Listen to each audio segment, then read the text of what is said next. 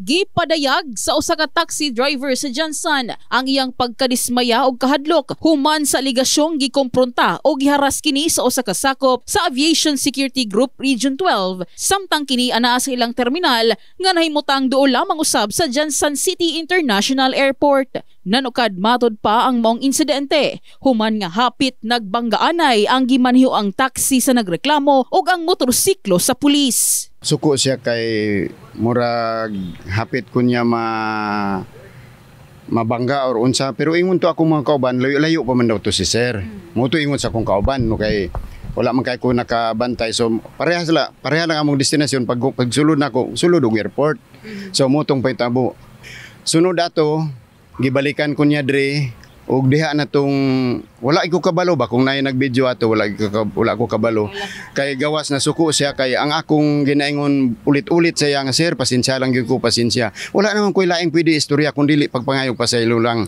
Gipaabot sa Brigada News Team ang maong insidente sa mismong labaw sa PNP Aviation Security Group Region 12 nga si Police Lieutenant Colonel Ramil Huhilia aron mahatagan og pagtagad ang maong insidente. So ang action taken naman dito sa office natin ay ipapatawag natin yung PNP personnel natin at the same time yung driver para mag-conduct tayo ng deeper investigation kung ano ba talaga ang nangyayari prior doon sa pagkuha ng video.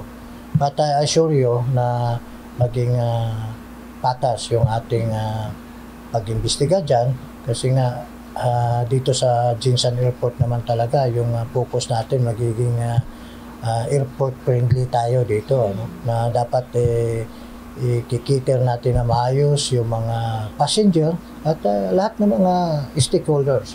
Gumika niini, gipatawag ni Police Lieutenant Colonel Huhilia ang nasampit nga taxi driver ingon man ang gireklamong pulis aron mag-atubangay og madunggan ang bahin sa duha ka partido. Akin lang sa kanila sir dyan, magpasok sila dyan, mag-signal light ba lang sana sir, yun lang ano ko ba? Siyempre biglang pasok, biglang liko sa sir pagkating sa diretsyo. So ako na nakamotor, dalawa lang ang gulong ng motor. Mahirap masalpak mo doon sa likod mo.